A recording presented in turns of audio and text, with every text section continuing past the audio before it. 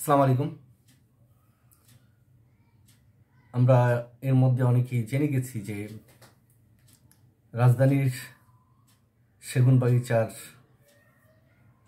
অবস্থিত যে বাংলাদেশ সচিবালয় বা সেক্রেটারিয়েট যেটাকে বলি, সেখানে আগুন লেগেছে গতকাল রাত 1:52। তো সেখানে আগুন লেগেছে 7 নম্বর ভবনে, সচিবালয়ে।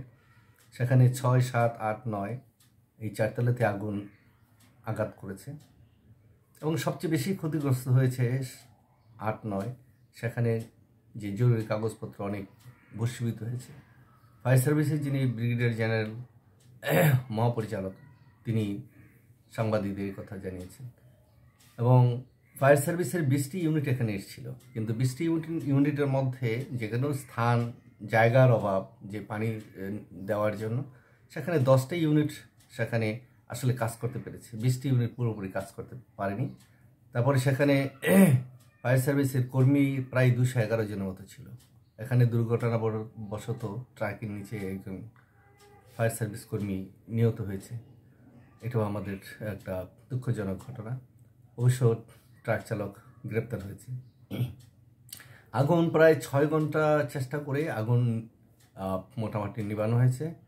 আজকে সকাল বৃহস্পতিবার সকাল 8:05 দিকে সেখানে ফায়ার সার্ভিসের যে মহাপরিচালক তিনি এসছেন। তারপরে পরবর্তী পর্যায়ে আমাদের স্বরাষ্ট্র উপদেষ্টা যিনি আছেন জাহাঙ্গীর আলম চৌধুরী, তিনি এখানে এসছেন। এবং এই আগুনটা কেন লেগেছে, কি কারণে হচ্ছে, এটা কি নাশকতা আছে, কোনো ষড়যন্ত্র আছে কিনা, নাকি স্বাভাবিক পর্যায়ে শর্ট সার্কিট থেকে হয়েছে, কিংবা সেখানে কেউ ছিল রান্নাবান্না করেছে, ইত্যাদি ইত্যাদি, এটা মানে উদ্ঘাটন করার জন্য একটি কমিটি গঠন করা হবে। সেই কমিটিতে স্বরাষ্ট্র উপদেষ্টা বলেছেন 5 থেকে 10 জন সদস্য নিয়ে একটা কমিটি করা হবে। আমরা হয়তো জেনে যাব যে আসলে এটার পিছনে কি নেপথ্যে কি আছে। তবে অনেকেই অনেক ইঙ্গিত প্রদান করে। সেখানে আমরা দেখেছি যে বিএনপির যে আন্তর্জাতিক বিষয়ক সম্পাদক ইশরাক হোসেন,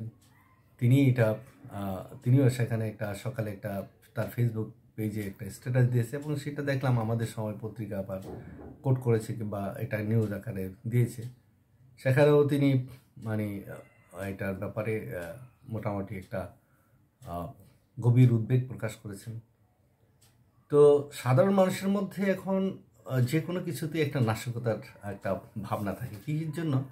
যে বাংলাদেশে যে অন্তর্বর্তীকালীন সরকার এসছে, সেটা কিন্তু একটা বিপ্লবের মধ্যে, আন্দোলনের মাধ্যমে আসছে। তাই সবার একটি ধারণা যে সেখানে কোনো নাশকতা হতে পারে কিনা। কারণ এই সমস্ত মন্ত্রণালয়ের কিছু কাগজপত্র আছে যেগুলোর সাথে হয়তো অনেক মন্ত্রী, এমপি কিংবা সরকারি কর্মকর্তা কিংবা দলীয় লোকজন এটার সাথে মানে বাংলাদেশের এই যে 15 বছর শাসন হয়েছে, সেখানে হয়তো দুর্নীতির সাথে সম্পৃক্ত। সেই দুর্নীতি ঢাকা দেওয়ার জন্য হতে পারে যে এটা এখানে আগুন লাগিয়ে দিয়ে যে তথ্য প্রমাণ সেগুলো ধ্বংস করার, এরকম একটা জনমানুষের একটা ধারণা থাকতে পারে।